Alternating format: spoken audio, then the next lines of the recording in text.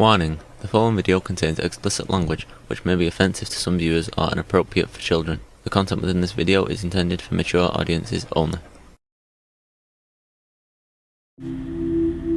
Science fiction, the great teacher, the great inspiration. It helps us see the endless possibilities of life.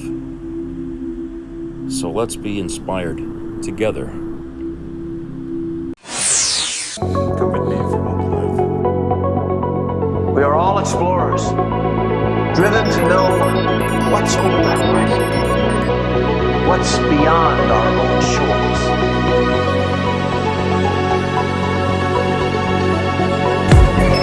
We are not sending out interceptors. We have taken them completely by surprise.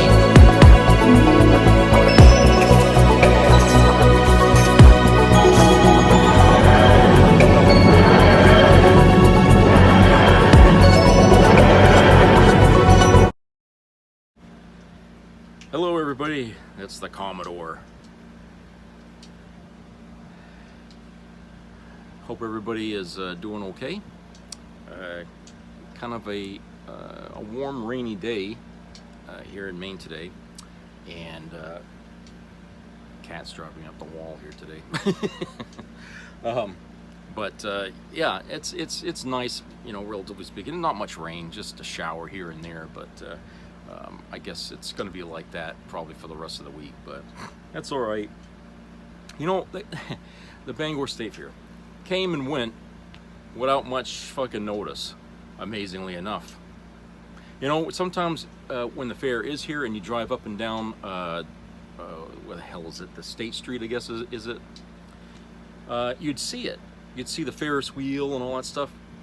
Well, I can think of several times I went down that road because I have a bank that I go to. It's right on that, right across the road from the Cross Insurance Center, which is where they put the fucking fair.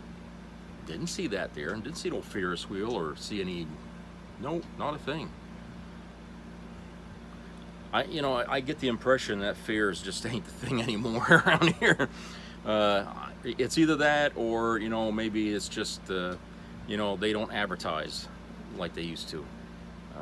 So I don't know, but it was here twice. They did it for 2 weekends, okay. And like I said, it came and it went with nary a fucking word heard about it. Which, you know, like I said, it's kind of weird, you know.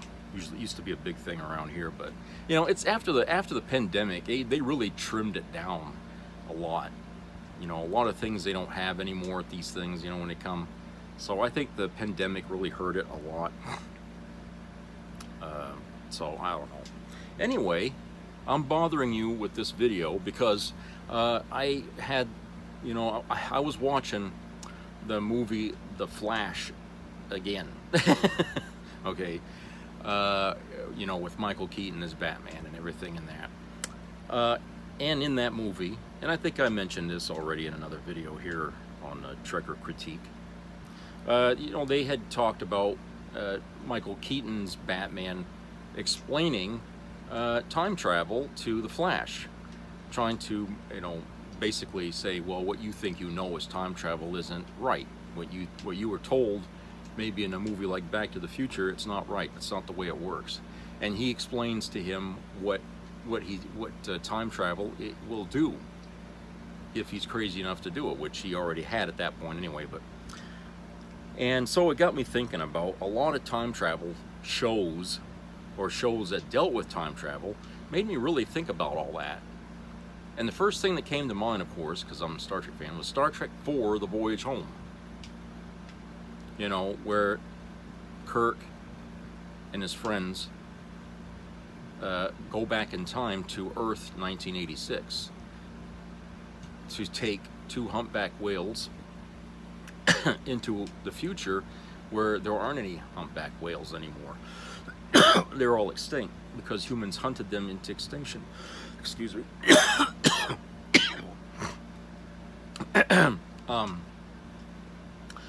So I was thinking about, okay, let's take, you know, Bruce Wayne, Michael Keaton's explanation of time travel, and let's apply that into Star Trek 4, because in Star Trek 4 it had a pretty cut and dry narrative about time travel. You go in the past, grab something, bring it into the future where you left off, and everything's fine. Well, in Back to the Future, and this goes even back in the 80s too, even in Back to the Future, it ain't so cut and dry. Okay, because at the end, in the last chapter, what was it, part 3? Marty McFly returns home, but it's not the same future still from where the trilogy began. So he ended up in an alternate reality, an alternate future, if you want to call it. So I'm thinking, well, look, you take 2 humpback whales from 1986, okay, bring them into a future, in essence, bringing something that shouldn't exist, and you bring it into the future where now all of a sudden there's whales, to change the outcome of a disaster that's happening. Would that not in itself, you've just created an alternate future right there? You know, did they actually return to where they originally left? You know, that's something to ponder. I mean, I don't know if the writers really wanted to get that deep into it, because, you know, the whole point of the story wasn't about the mechanics of time travel. It was just, you know, let's go to the past and go to the future. Just like the way they used to handle it in the original series, okay? It wasn't that complicated a thing, okay? However, in Star Trek The Next Generation, there was an episode in season 6, I think, or 7, season 7, called Parallels, that dealt with our, you know, Mr. Worf, where he's coming home in a shuttle after winning a competition, and his shuttle goes through something here. I can't remember what they called it, but he went through something, a doorway into a different dimension or a different timeline, if you will, and he ends up on an Enterprise that is slightly different.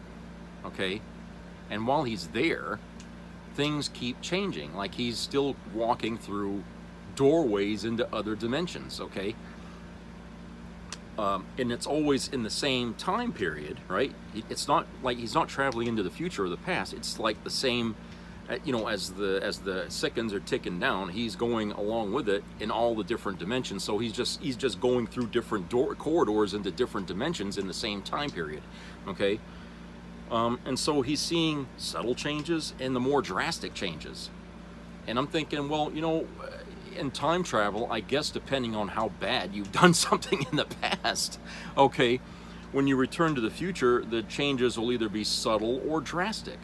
Now, in Star Trek 4, everything looks pretty much the way they left it, right? Okay? And I think the one thing that probably wasn't supposed to happen in this, and at the end of the movie, was Kirk getting command of the Enterprise A. In my theory, I don't think the Enterprise A was ever built. I think originally it was a different starship with a different name. Okay, let's talk about, well, Star Trek 3, where that would be the timeline he left to go into Star Trek, you know, in the 4. So in Star Trek 3, they probably weren't building an Enterprise A. They probably had another Constitution class ship that they had refurbished or something, and it was another name. But when he returned home, or when he came back at the end of Star Trek 4, maybe what he did, I mean, it might have brought him into a future where they didn't name the ship something else. They refurbished another Constitution class ship and they renamed it the Enterprise A.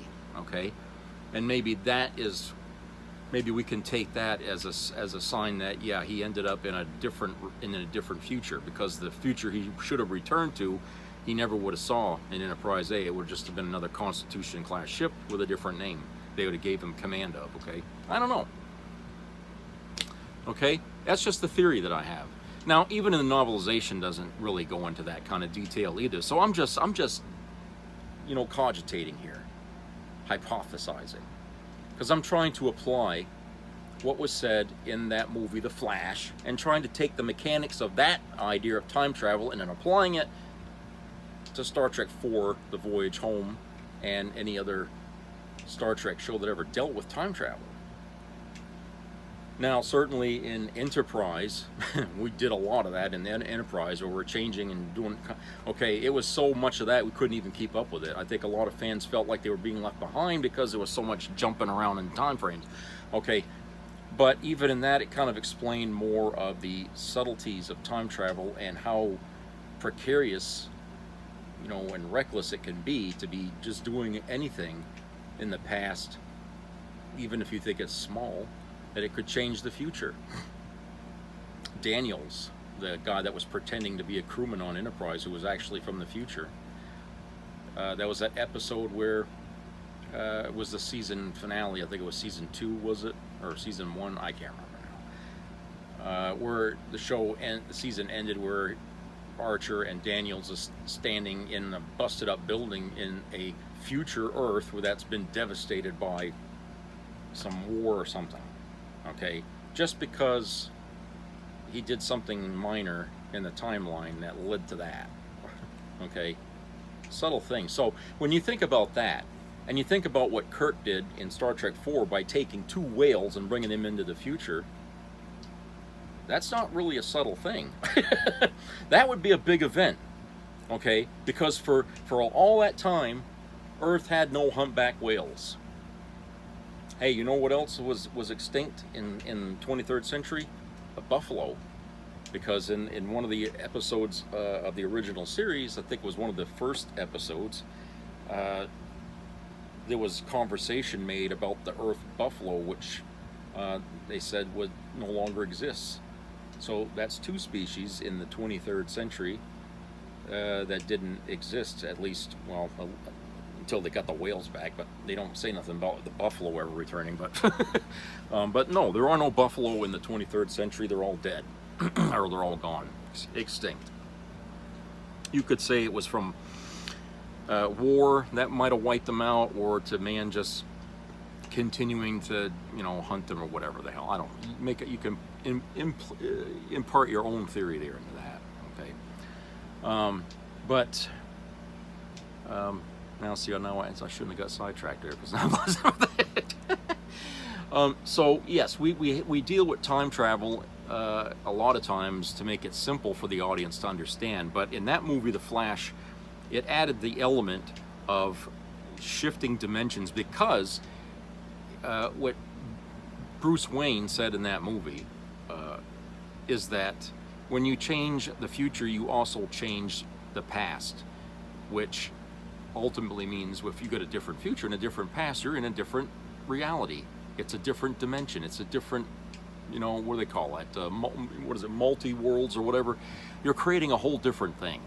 It's not just changing events to create a different future. It's just creating a whole new reality when you go back in time and you fuck with things. Okay, so and if you try to get back to where you left off, it's impossible. There's no way you can do it.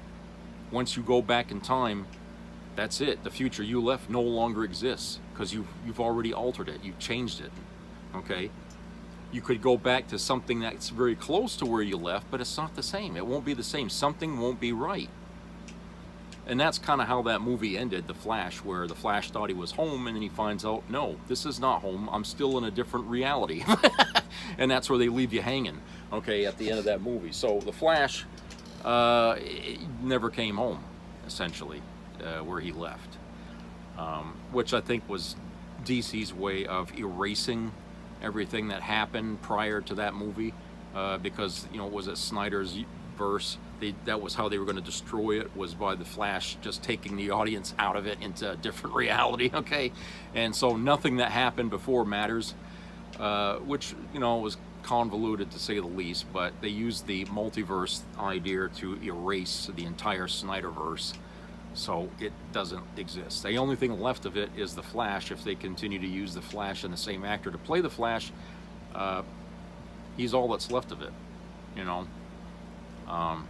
But I don't think they're going to ask whatever that actor's name is to come back to play the Flash again. I don't think that's going to happen. So I think it's pretty much Snyderverse is gone.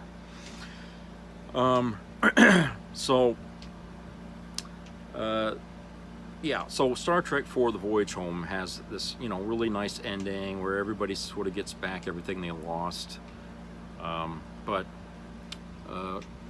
are they really in the right future? And my opinion is no, they're not. They're in a different future. Which means everything in Star Trek The Next Generation is alternate reality. Okay? Because we take our cues from how Star Trek 4 ended when we have the Enterprise D, which is a spin-off of all the other Enterprises, okay, that started with the A. Okay? So then that future is really from the very beginning was alternate future. Okay? So everything we've been watching as far as Star Trek, and of course there was time travel even in TOS, so we don't know how far back this goes. Okay, what we're talking about here are possibilities of existence, the way Q described it in All Good Things. That's what we're really exploring in Star Trek, isn't it? At least these days, that's what it is. The possibilities, the numerous possibilities that exist that have not been seen. Possibilities of, whether this person becomes a captain of a ship, or he's a smuggler, or whether he becomes a professor, or whether, all these possibilities. That's what he's taught. That's what Q was referring to in that last episode, as to where humanity's true destiny is not charting planets and nebula and stuff like that, but to explore all those possibilities out there, what exists. I think that's kind of what he was getting at in that final episode of TNG, which is interesting, and it kind of connects a little to the Flash, how Bruce Wayne had explained time travel to him, and how it's really a big hot mess if you think about it, because if you keep fucking with time, you're screwing up the doorways that separate those realities. Okay, you're intertwining them, connecting them in different ways.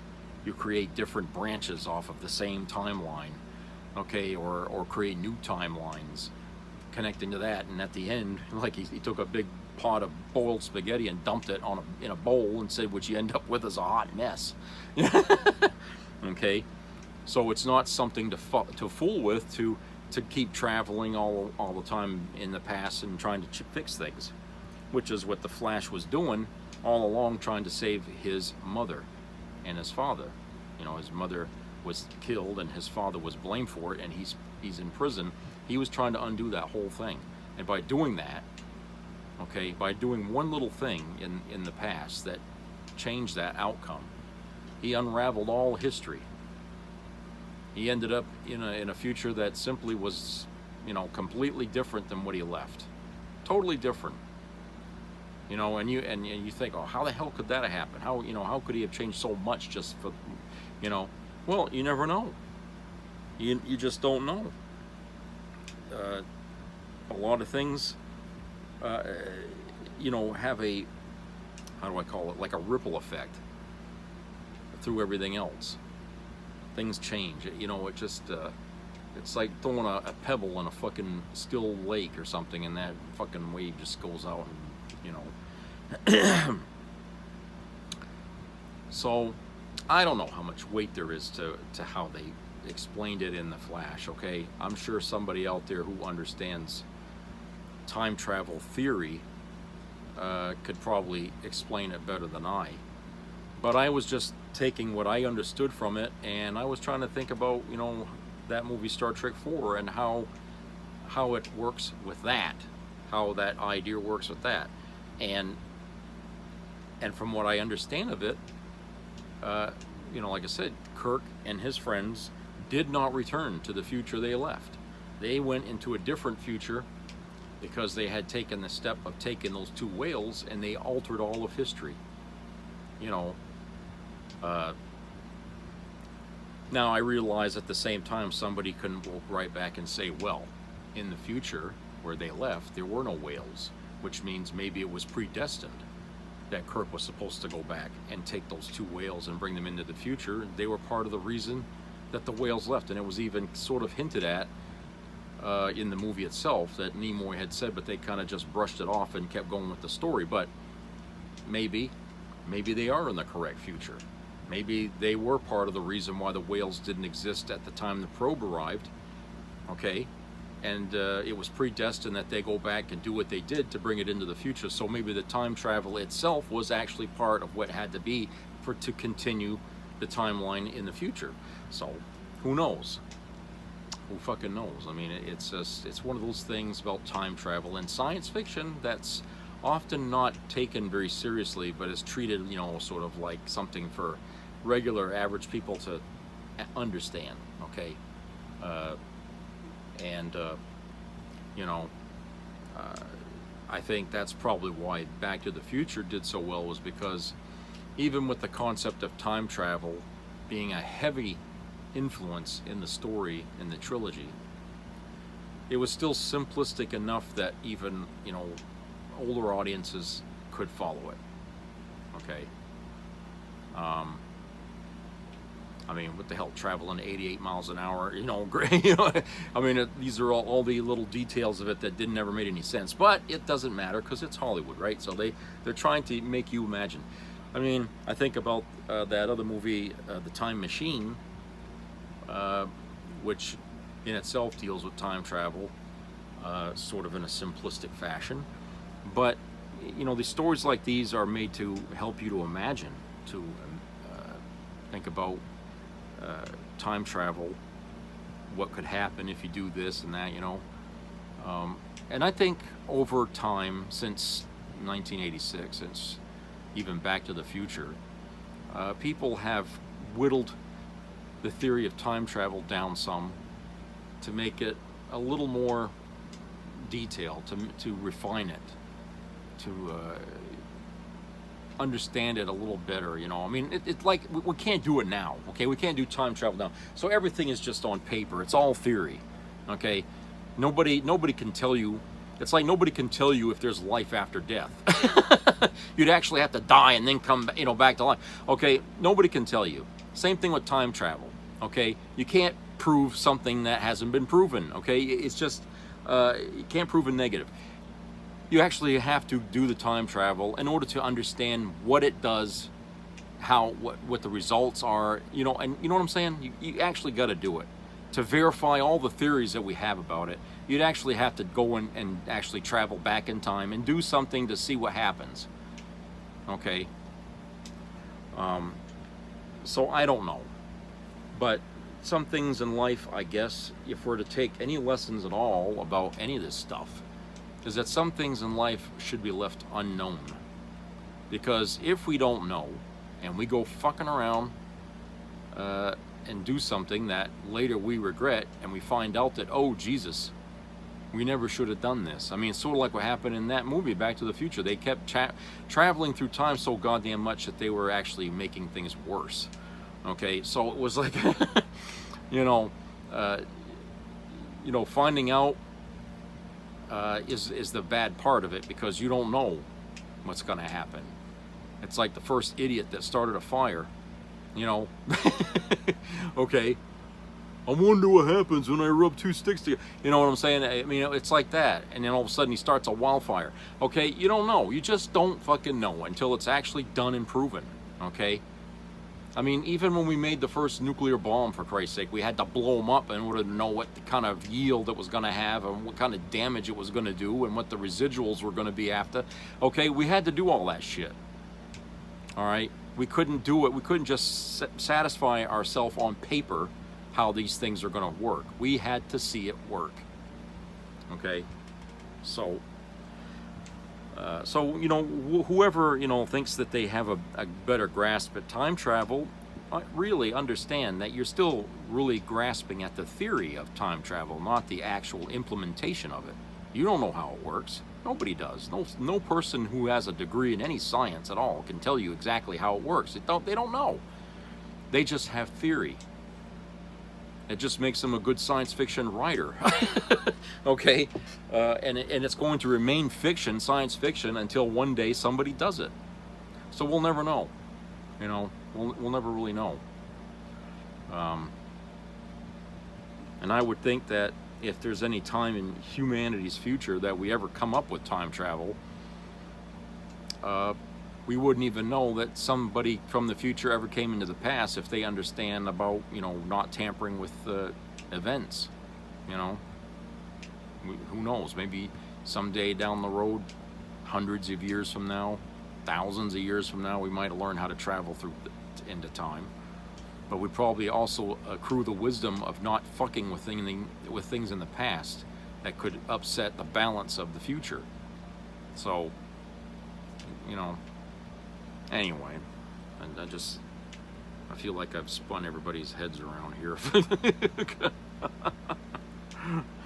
So anyway, yeah, I don't know. I wanted to just cogitate this aloud on the camera here.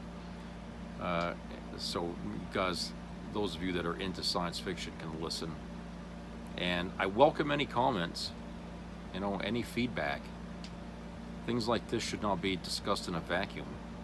You know, and people should, you know, if you have anything to add to what I was talking about, please go ahead and comment, because I'd like to hear your ideas of it. And I don't give a shit if it's 10 pages long, whatever your comment you write, you know, I'll read it. So anyway, I'll talk to you guys later, so take care, buddy.